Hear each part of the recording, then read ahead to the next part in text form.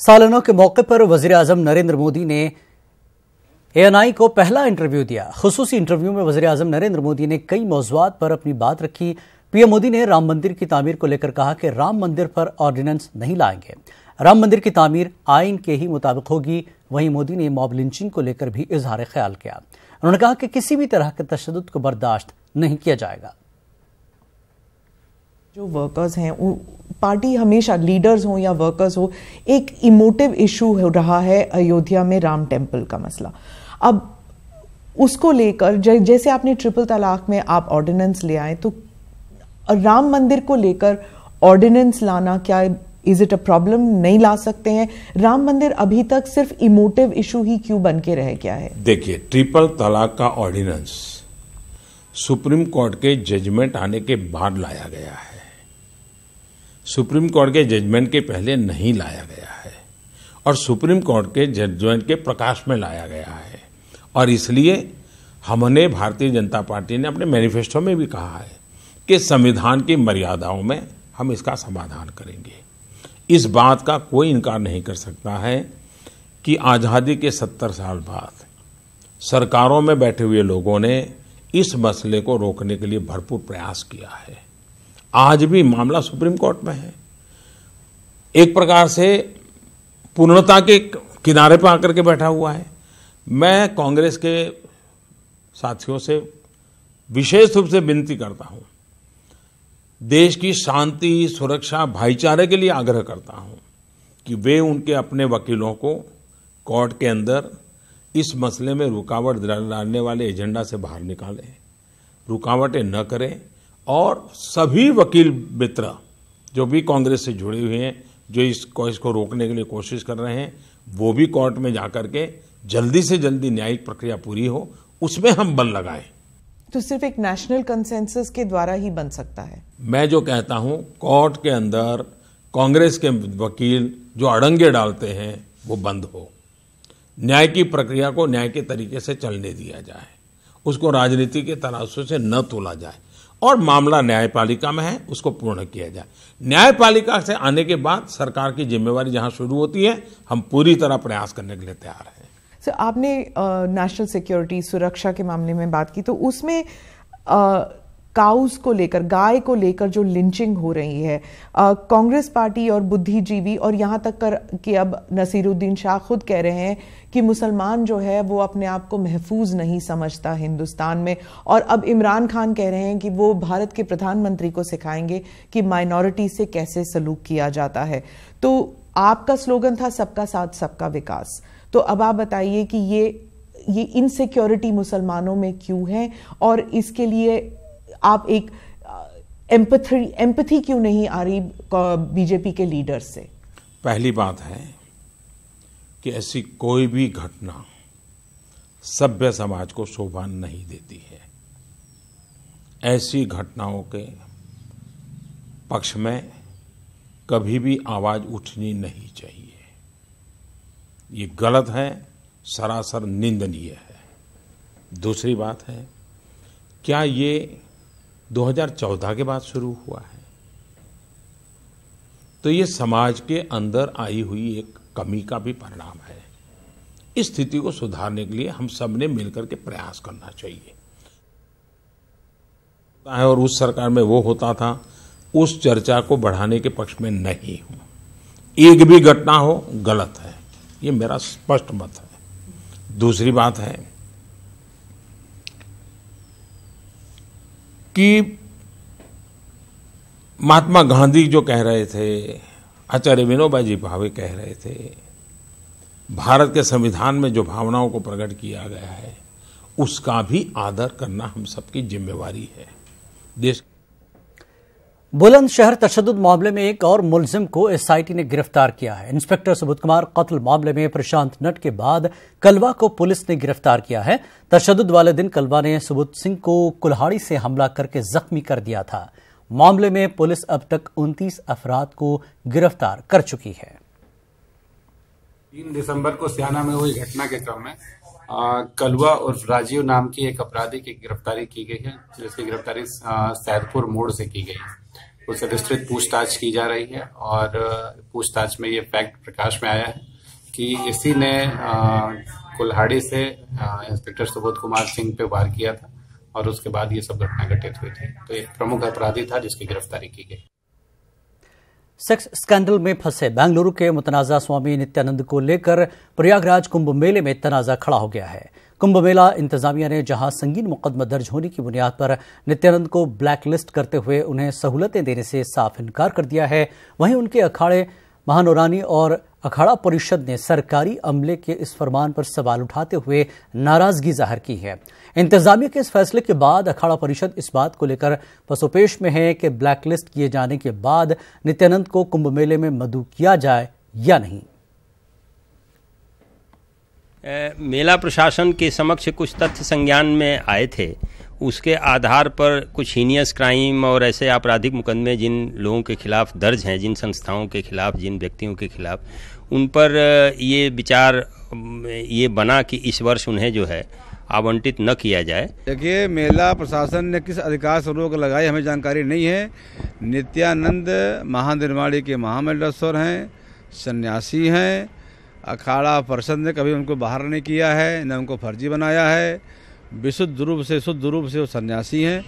अब उनके ऊपर मुकदमे चल रहे हैं, उस आधार पर अगर किए हों तो अलग बात है, लेकिन हमारी तरफ से कोई रोक नहीं है। नित्यानंद जी हमारे मंडलेश्वर हैं, ठीक है, कुछ चीज़ें कोर्ट में विचाराधीन चल रही हैं। जिस चीज़ को कोर्ट सही कहे तो सही, गलत कहे तो गलत, तो उस पर हम क्या टिप्पणी करें। अलीगढ़ के एसएसपी अजय कुमार साहनी के जरिए थानों में गाय पालन के ऐलान का असर नजर आने लगा है। थाना बनादेवी के मुस्लिम थानेदार जावेद खान ने गाय पालन थाना शुरू कर दिया है, जिसमें बाकायदा गाय लाकर पाली जा रही है और इसकी देख रेख खुद जावेद खान कर रहे हैं। गुज़श्ता दिनों अलीगढ़ पुलिस के जरिए थानों में गाय पालने की तजवीज़ रखी गई थी, जिस पर जावेद खान ने अमल शुरू कर दिया है। उनका कहना है कि किसानों के जरिए दूध न देने वाले जानवरों को आवारा छोड़ दिया जाता है, जो हादसात के साथ फसल बर्बादी का सबब बनते हैं। ये बहुत अच्छी पहल है और हम जहां भी तैनात होंगे गाय पालन करेंगे। पहल चलाई गई थी कि जो ये आवारा दुधारू, बिना दुधारू वाली गाय जो घूमती हैं, जो नुकसान करती हैं, इसको स्वेच्छा से हम पुलिस वाले पालें और इसकी सेवा देखभाल करें और जहाँ भी रहें हम इसको ले जाएंगे। इसको पालेंगे तो एक अच्छी पहल होगी और एक अच्छा कदम होगा, जिससे और भी पुलिस वाले इसको पालेंगे। ये अच्छा कदम है और जहाँ भी जाएंगे हम लोग ले जाएंगे इस गाँव को और इसको पालेंगे, देखभाल करेंगे और अच्छी तरह से रखेंगे। दहशतगर्दाना सरगर्मियों में मुलविस होने के इल्जाम में गिरफ्तार मुश्तबा मुस्लिम नौजवानों को कानूनी मदद फराहम कराने के ऐलान के बाद हिंदू तंजीमों ने जमीयत उलमा हिंद के खिलाफ मोर्चा खोल दिया है। हिंदू जागरण मंच ने जहां देवबंद में जमीयत उलमा हिंद के खिलाफ एहतजाजी मुजाहरा करके अपनी नाराजगी जाहिर की है, वहीं बजरंग दल ने भी जमीयत उलमा की इस पेशरफ्त पर सख्त रद्दमल जाहिर करते हुए जमीयत उलमा हिंद के खिलाफ भी कार्रवाई का मुतालबा किया है। आतंकवादी पकड़े गए थे हमारे भारत से, जो जमीयत उलेमा हिंद के जो मालिक हैं, ये कह रहे थे कि इनकी जो रिहाई का खर्चा होगा वो हम देंगे। जब तक ऐसे गद्दार भारत के अंदर जिंदा है, तब तक भारत का विकास नहीं हो सकता। और मेरा कहना है सरकार से, जो सरकार के बड़े उच्च पायदान पर बैठे हैं उन्हें, और मेरा कहना है प्रशासन को, इन्हें या तो इस भारत देश से बाहर फिकवा दिया जाए या इन्हें उन सलाखों के पीछे बंद करवा दिया जाए जहाँ पे ना तो धूप जा सके ना खाना जा सके। मदरसे का छात्र भी और पकड़ा जाता है। आज मस्जिद का मौलाना भी आतंकवादी गतिविधियों में पकड़ा जाता है। जो आज देश में उन लोगों की पैरवी करने के लिए खड़े होते हैं, मुझे लगता है वही दुनिया का सबसे बड़े आतंकवादी वही है। ऐसे लोगों पर भी प्रतिबंध लगना चाहिए, ऐसे लोगों के खिलाफ भी और कार्रवाई होनी चाहिए जो देश के अंदर आतंकवाद को पनाह देकर उनको सपोर्ट करना चाहते हैं। मेरठ में जमीयत उलमा हिंद की जानिब से जिला मेरठ कमेटी के इंतखाबी जलसे का इनेकाद किया गया। इस इजलास में मेरठ जिला कमेटी के जिम्मेदारी के लिए ओहदेदारान का इंतखाब अमल में आया। जमीयत उलमा जिला कमेटी के 150 मेंबरान ने अपने वोट के जरिए सदर खजानची और नाजिम आला का इंतखाब किया। मीटिंग में कौम और मिल्लत को दरपेश मसाइल पर गौर व फिक्र करते हुए बेकसूर मुस्लिम नौजवानों की कानूनी मदद और इस्लाह करने की कोशिशों पर भी तबादला ख्याल किया गया। कि मुल्क में कुछ ऐसे अनासिर पैदा हो गए हैं जो मुल्क को तोड़ना चाहते हैं, नुकसान पहुंचाना चाहते हैं, बेकसूर लोगों को पकड़ करके झूठे मुकदमात में करते हैं। तो जमीयत उलमा पहले जायज़ा लेती है कि ये वाकई बेकसूर है या कसूरवार है। जब उसे साबित हो जाता है कि बेकसूर है फिर उसकी मदद करती है। हम लोग कोशिश करते हैं और मीटिंग अक्सर हम मीटिंग करते हैं। अभी हम फरवरी मार्च में एक बहुत बड़ा इजलास करने जा रहे हैं ज़िले का, और उसमें हम सब चीज़ों पर नज़रसानी करेंगे और जो बेकसूर लोग या नासमझ लोग फंस जाते हैं ऐसे मामलों में, उनको रोकने की कोशिश। मुल्क भर में साल नौ की मुबारकबाद का सिलसिला जारी है। अलीगढ़ मुस्लिम यूनिवर्सिटी तलबा यूनियन के ओहदेदारान ने भी अहले वतन को मुबारकबाद पेश की है। इन्होंने अपील की है कि आज के दिन हमें अहद करना चाहिए कि फ़िरका परस्त ताकतों के बहकावे में न आकर मुल्क की तामीर और तरक्की में अहम किरदार अदा करेंगे और दस्तूर ने जो हमें हुकूक दिए हैं उसका तहफ़्फ़ुज़ करें, कौमी एकजहती और फ़िरकावाना हम आहंगी को मजबूत करें। तलबा यूनियन के सदर सलमान इम्तियाज़ और सेक्रेटरी हुज़ैफ़ा आमिर शादी आज मीडिया से बात कर रहे थे।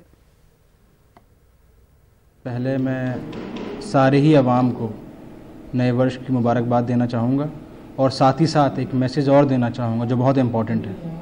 नया साल आने वाला है तो हम लोग देश के अंदर आपसी भाईचारा बनाए रखें। हिंदू, मुसलमान, क्रिश्चियन, सिख जितनी भी कम्युनिटी के लोग यहाँ रहते हैं तो आपसी सौहार्द को बनाए रखें। जो बीता साल है वो उस तरह तो नहीं रहा कि इस पर किसी को मुबारकबाद दी जाए, मगर हम लोग उम्मीद करते हैं कि जो आने वाला नया साल है वो लोगों के लिए अच्छाई और खुशियाँ और मोहब्बतें लेकर आएगा और पूरे देश और पूरी दुनिया के लोगों को हम लोग नए साल के दिल की गहराइयों से मुबारकबाद पेश करते हैं और यही उम्मीद है कि आने वाला साल सबके लिए बेहतर हो, अच्छा हो। जनूबी वेस्ट रेल के जनरल मैनेजर रहे वी.के. यादव रेलवे बोर्ड के चेयरमैन बन गए हैं। वी.के. यादव ने हैदराबाद में रेलवे बोर्ड के चेयरमैन के ओहदे का जायजा हासिल कर लिया। वी.के. यादव उत्तर प्रदेश के रहने वाले हैं और यूपी में वो रेलवे के मुख्तलिफ ओहदों पर खिदमात अंजाम दे चुके हैं। तवील अरसे के बाद तेज प्रताप यादव ने नए साल के मौके पर अपनी वालिदा राबड़ी देवी से मुलाकात की। दोनों की मुलाकात तेजस्वी यादव के पटना में वाक़ सरकारी रिहायशगाह पर हुई। तेजस्वी यादव पटना के 5 देश रत्न मार्ग में रहते हैं, जहां पर बंद कमरे में राबड़ी और तेज प्रताप की मुलाकात हुई। हालांकि इस मुलाकात से तेजस्वी यादव ने अपने आप को दूर रखा। मुलाकात के बाद तेज प्रताप ने मीडिया से बात की और कहा कि अहलिया ऐश्वर्या राय के खिलाफ तलाक की अर्जी में कानूनी लड़ाई में वालिदैन उनके साथ हैं। तेज प्रताप ने तेजस्वी यादव से अनबन की खबरों को मुस्तरद कर दिया। माँ तो माँ होती है, चाहे कृष्ण भगवान भी हैं तो उनके यशोदा माँ थी। तो कोई भी जब इतने दिन के बाद मिलता है तो भावुक होता ही है, चाहे भगवान क्यों ना हो। दोनों की आंखें नम थी, दोनों की आंख में आंसू थे। कितने दिन के बाद मिले बेटे? नहीं, सब ठीक है, सब ठीक है। तेज प्रताप कह रहे थे कि माँ का आशीर्वाद मिल गया है, वो हमारे साथ है। जी, सबको साथ है माँ बोले कि वो मेरे साथ है इस लड़ाई में। माता का पिता का आशीर्वाद है मेरे साथ और हर एक कदम में माँ मेरे साथ है। शुरू से हमको माँ मानी है बच्चे से। हर एक कदम में माँ मेरे साथ है। शुरू से हमको माँ मानी है बच्चे से। हम जिद भी करते थे तो माँ हमको जिस सामान जो हमको चाहिए होता था वो दिलाने का काम करती थी। नहीं, अभी देखिए जो हमारा जो लड़ाई है वो लड़ाई को हम लड़ रहे हैं। 8 तारीख को है वहाँ, तो उस लड़ाई को हम लड़ेंगे और माता का सहयोग है। माता बोली है कि बेटा हम तुम्हारे साथ हैं। हैप्पी न्यू ईयर, जन्मदिन का भी ढेर सारा हम बधाई दिए हैं। तेज प्रताप से मुलाकात के बाद राबड़ी देवी ने कहा कि बिहार की आवाम ने तेजस्वी यादव को बिहार का अगला वजीर आला बनाने का फैसला कर लिया है। ताहम राबड़ी देवी ने खानदान में चल रही रस्साकशी पर बोलने से परहेज किया। हमारे साथ मौजूद हैं राबड़ी देवी। राबड़ी जी, आपकी मुलाकात हुई तेज प्रताप यादव से, काफी देर तक बात हुई। अब बिहार के बात करिएगा कि घर के बात करिएगा? बिहार के बात। नया साल है आपके साल है पूरा। आज आप गई थी बेटे से मिलने के लिए। दोनों की आंखें नम थी, दोनों की आंख में आंसू थे। कितने दिन के बाद मिले बेटे? नहीं, सब ठीक है, सब ठीक है। तेज प्रताप कह रहे थे कि माँ का आशीर्वाद मिल गया है, माँ हमारे साथ है। जी, सबको साथ है माँ, सभी बेटा बेटी के साथ, बिहार के जनता के साथ, सभी के साथ, देश के साथ। बिहार की सियासत में इन दिनों रघुवंश प्रसाद सिंह के बयान पर महाभारत छिड़ गया है। आरजेडी लीडर ने अजीम इत्तेहाद की हलीफ छोटी पार्टियों को आरजेडी के निशान पर चुनाव लड़ने की नसीहत दी तो उपेंद्र कुशवाहा ने पलटवार कर दिया। अब कुशवाहा पर आरजेडी के दूसरे लीडर हमले कर रहे हैं। हुक्मरान जमात इस मामले पर चुटकी ले रहा है। तो अब एगो पार्टी को कहूँ एक सीट मिलेगी, उनका छाप अलग, उनका 4 तरह का 5 तरह का छाप एक राज्य में चलेगा। Common platform, common minimum programme और कॉमन सिंबल, इस सब पर यदि वोट को बेहतरी के लिए मैं सुझाव देता हूं कि सभी नेता लोग महागठबंधन के एक साथ बैठे। आरजेडी में उनकी कोई बात मानता है, अब वो नेता है, बोलते रहते हैं, उस पर क्या हम प्रतिक्रिया दें? अब उनकी बात का कोई आरजेडी। नए साल के मौके पर नायब वज़ीर आला सुशील मोदी को मुबारकबाद देने वालों का तांता लगा रहा। बीजेपी के कारकुन बड़ी तादाद में सुशील मोदी को साल नौ की मुबारकबाद देने पहुंचे। इस मौके पर न्यूज 18 से बात करते हुए सुशील मोदी ने कहा कि उनका अज़्म नरेंद्र मोदी को फिर से वज़ीर आज़म बनाने का है। नायब वज़ीर आला ने इस दौरान अपोजिशन पर भी हमला बोला। जेडीयू लीडर अशोक चौधरी ने लोगों को नए साल की मुबारकबाद दी। उन्होंने कहा कि नए साल में तरक्की याफ्ता बिहार बनाने के अज़्म को पूरा करना है। नए साल में हमारे नेता का जो संकल्प है विकसित बिहार का, उस संकल्प को पूरी ताकत के साथ हम कंप्लीट कर पाए। यही संकल्प है कि बिहार देश का अग्रणी राज्य बने, जिसका सपना 21वीं सदी का बिहार का जो सपना है उसको और सशक्त रूप से कर सकें। बिजली के क्षेत्र में तो आगे बढ़े हैं, कृषि के क्षेत्र में उसी ताकत के साथ हम आगे बढ़े। बिहार कांग्रेस के सदर मदन मोहन झा ने रियासत के लोगों को नए साल की मुबारकबाद दी। मदन मोहन झा ने नए साल में नरेंद्र मोदी हुकूमत को इख्तिदार से बेदखल करने के अज़्म को भी दोहराया। बिहार वासी को हम शुभकामना देते हैं नए वर्ष का, और हम समझते हैं जो आप जो संकल्प लेने की बात कह रहे हैं, यहाँ बिहार की जनता संकल्प ले चुकी है इस मोदी सरकार को हटाने के लिए। औरंगाबाद के देव में हुए नक्सली हमले में एक नया मोड़ आया है। दरअसल एमएलसी राजन सिंह ने पुलिस को बरामद हुए नक्सली पर्चे को ही फर्जी करार दे दिया। राजन सिंह ने कहा कि यह सब कुछ जिला इंतजामिया और एक मकामी लीडर की साजिश है। इन्होंने दावा किया कि पुलिस ने अपने दिफा के लिए यह साजिश रची और फर्जी पर्चा छपवाकर मीडिया को दस्तयाब कराया। कटिहार सदर अस्पताल में महकमे सेहत के मुलाजमीन की मिलीभगत से खून की दलाली का खेल चल रहा है। हालात इतने खराब हैं कि अपने जिगर के टुकड़े की जान बचाने के लिए एक गरीब वालिद को कर्ज लेकर 3000 रुपए में एक बोतल खरीदना पड़ा। शदीद तौर पर बीमार यशोदा को खून की कमी की वजह से सदर अस्पताल में दाखिल कराया गया। गरीब और लाचार वालिद का कहना है कि वो 3000 रुपए सूद पर लेकर खून खरीदने को मजबूर हैं। बेटी को खून तो किसी तरह नसीब हुआ, लेकिन वालिद को आगे के इलाज का डर सता रहा है। यह हाल तब है जब सरकारी अस्पताल में मुफ्त इलाज होता है। न्यूज 18 ने जब इन मुलाजमीन की करतूतों की पोल खोली तो सिविल सर्जन नींद से बेदार हुए और जांच के बाद कसूरवारों के खिलाफ सख्त कार्रवाई की बात कही।